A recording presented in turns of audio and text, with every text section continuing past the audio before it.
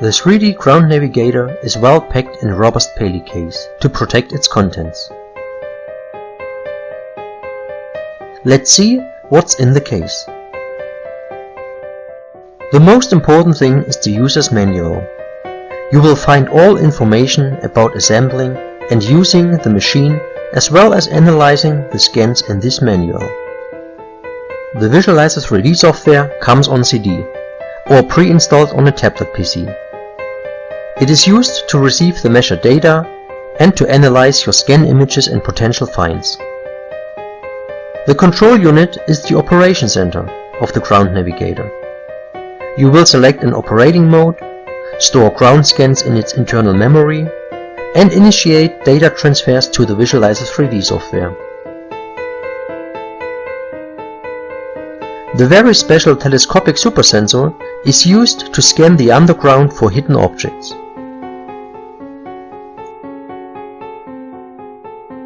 The USB data cable is used to transfer the measured data to the Visualizer 3D software.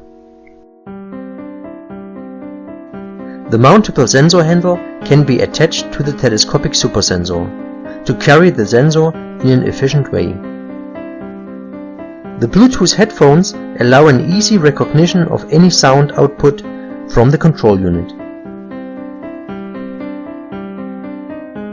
There is a travel adapter to use the charger with any power socket worldwide.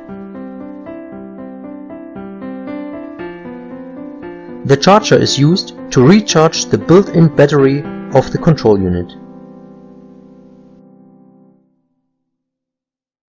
As already mentioned, the user's manual is the most important thing, so please read this manual before using the 3D Ground Navigator. Let's have a look on how to extend the Telescopic Super Sensor. Hold the upper segment in your left hand and with the right hand you grab the middle part. Give it a little turn and pull it out. You do the same procedure with the lower segment. For clearness, let's repeat this process with a short animation. Your left hand is holding the upper segment all the time. Your right hand grabs the middle segment right on the tube and turns it just a little bit away from your body, as indicated by the arrow. Now you can pull the middle segment out of the upper one. Finally, you turn the middle segment back into place. Repeat this procedure with the lower part, and remember, the left hand is still holding the upper part, while the right hand turns the lower tube. Don't grab the end of the probe, because this will not turn the tube.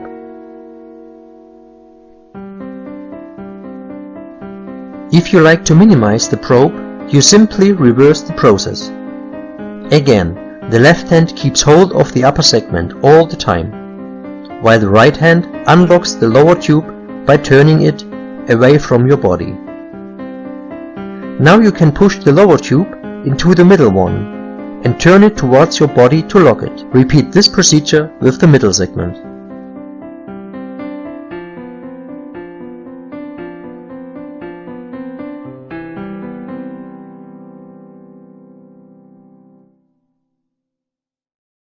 If you want to hold the probe in the right hand, then the rotation direction changes into the opposite. So the right hand holds the upper segment of the probe all the time. Turn the middle segment towards your body, pull it out, and turn it into the opposite direction to lock it. Finally, you turn the lower segment towards your body, pull it out from the middle segment, and turn it back to lock it. To minimize the probe, simply reverse the whole process.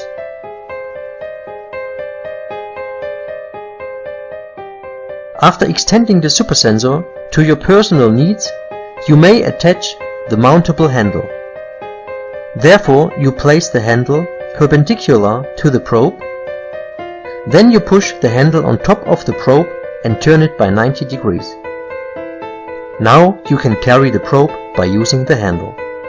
To get prepared for the scanning process, simply pick up the control unit to wear it around your neck or over the shoulder.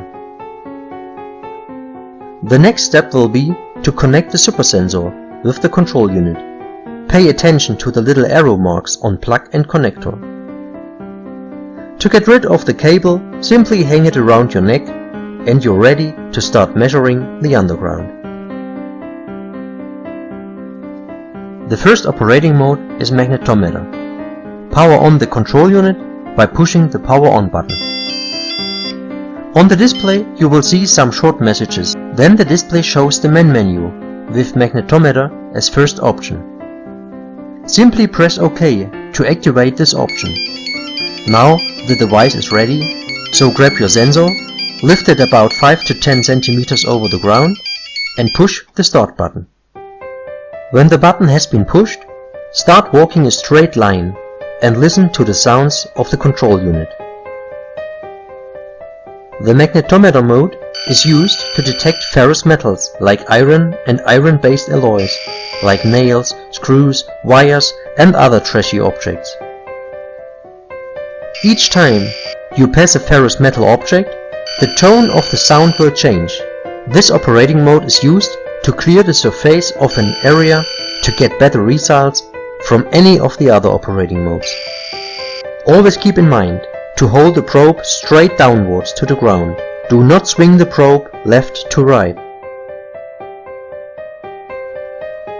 Do not pivot the probe right to left. Do not swing the probe forth and back.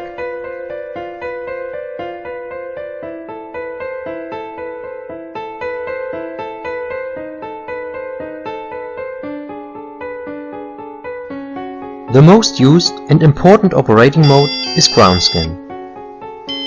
After powering on the control unit, push the right arrow button to select option 2, ground scan.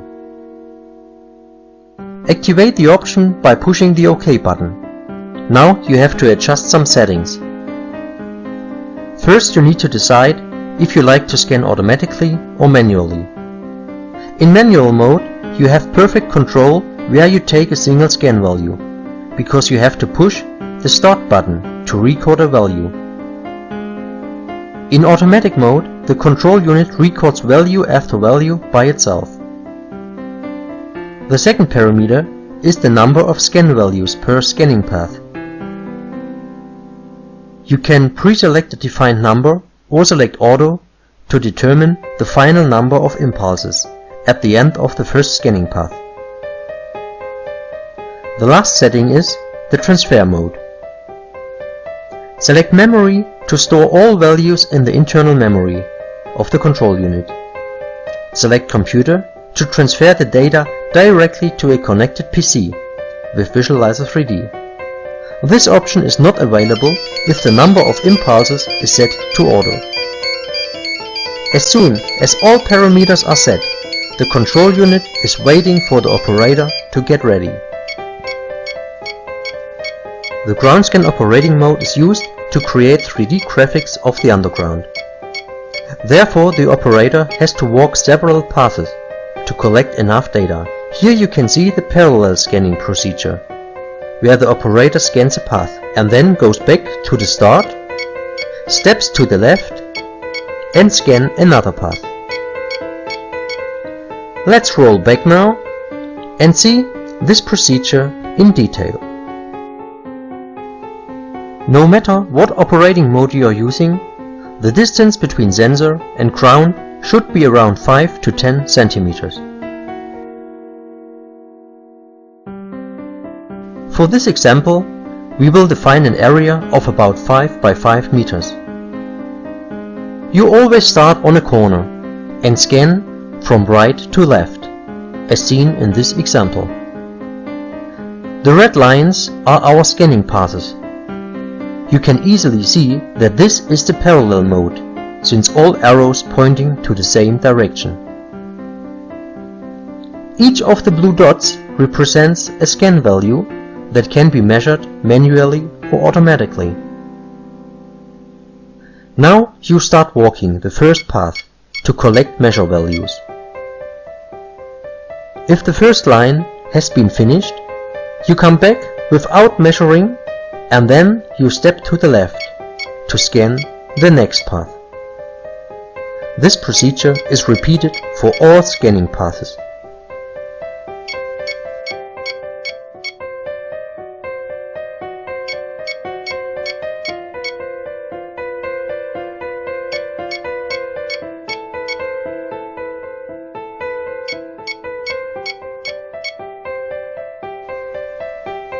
As you can see in this perspective, there are 2 lines and about 8 scan values that hit our treasure. If we lower the number of passes, also the number of values hitting our treasure will decrease. But if we increase the number of scanning passes, even more scan values will hit our treasure. This can also be influenced by decreasing or increasing the number of scan values per path. The more scan values hit our treasure, the better you will see it underground. On the left side you see a scan image with only 4 lines and 5 impulses. And on the right there's an image with 13 lines and 35 impulses. Can you see the difference in quality? One more thing. It's absolutely recommended to repeat each scan in the same way with the same parameters. This is called control scan, to make sure the values are valid. Next to the parallel mode there is zigzag, where you scan forth and back. So you will scan the first path, then step to the left and scan the next path, backwards.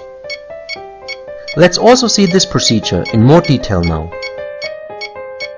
We are also starting on the corner and scan the first path. Now we step to the left and scan the second path, backwards. And again to the left and scanning the next path. We repeat this procedure until we finished the scan. This procedure is for professionals only and not recommended for beginners or on hard terrain. One more thing, it's absolutely recommended to repeat each scan in the same way with the same parameters. This is called control scan, to make sure the values are valid.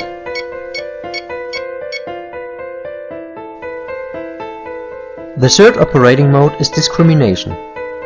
It is used to pinpoint detected objects and get a rough identification of the type of object.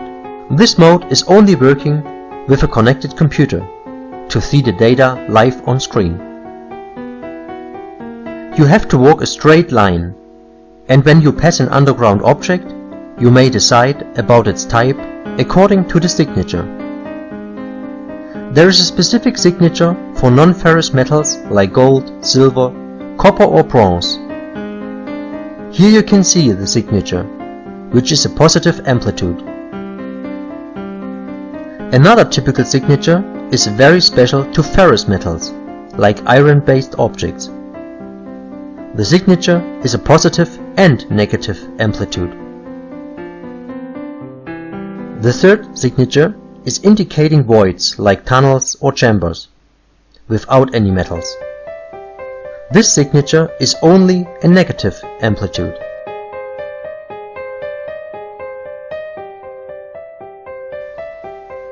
To transfer data to a PC, connect the USB cable with the USB port of the control unit. The other end you have to plug into a free USB port of the computer. Now power on the control unit so the computer can recognize the Ground Navigator. Before you can transfer any data, the USB drivers need to be installed. This step may be skipped if you got a pre-configured computer from your dealer. If this window will not disappear within some seconds, you can close it manually by clicking Close. We have to install the drivers by ourselves anyway.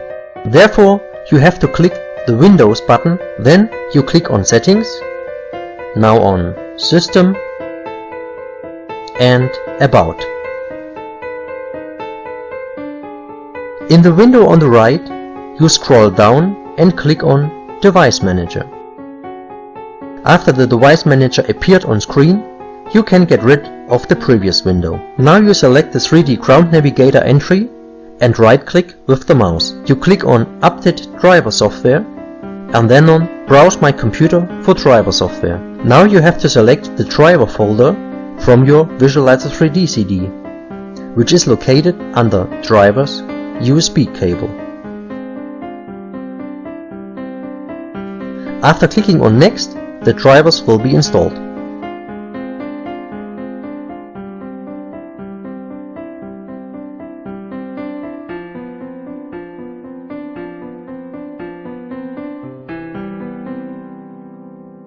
As you can see, there is a new entry called USB serial port that also needs to be updated with our drivers. So you have to repeat the whole process again. There is a new USB serial port available. Here a COM port number of 3 has been assigned. Please keep this number in mind because you will need it for the actual data transfer. Now let's see how to transfer the scanned data from our control unit to the computer. Therefore, start the Visualizer 3D software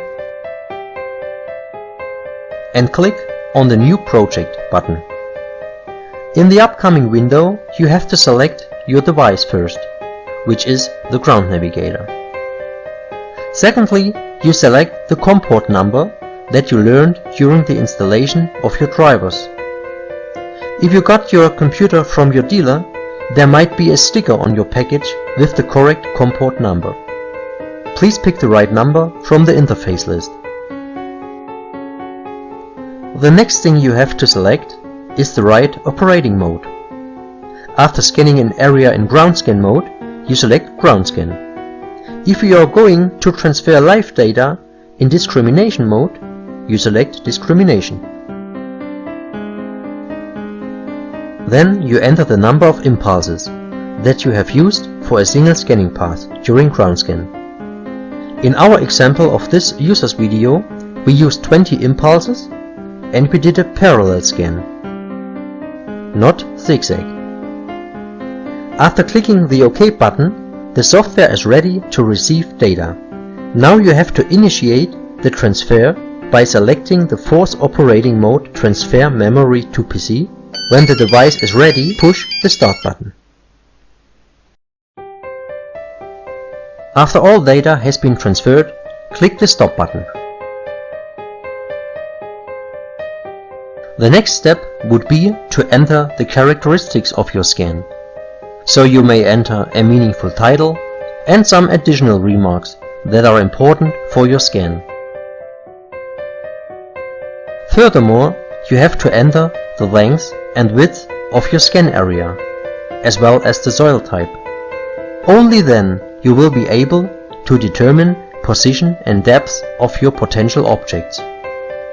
Please read the user's manual for detailed information concerning the usage of Visualizer 3D. There are also additional instruction videos on YouTube.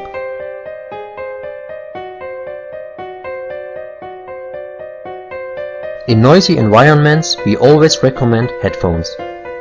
In that way, you can hear the magnetometer output as well as the synchronizing sounds of the ground scan. An easy way of getting the right distance between probe and ground is to use your foot as a measure tool.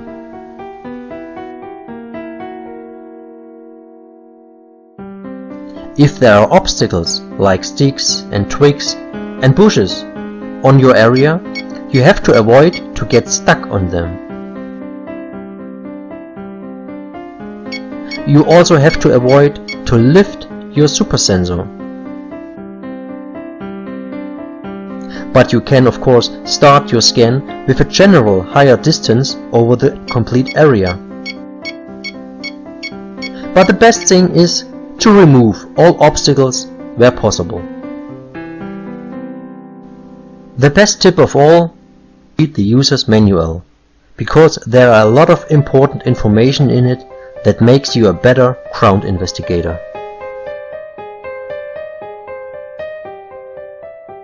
At the end of this user's video, we recommend you some additional accessories like the power pack that is useful to extend the operating time of your ground navigator by hours.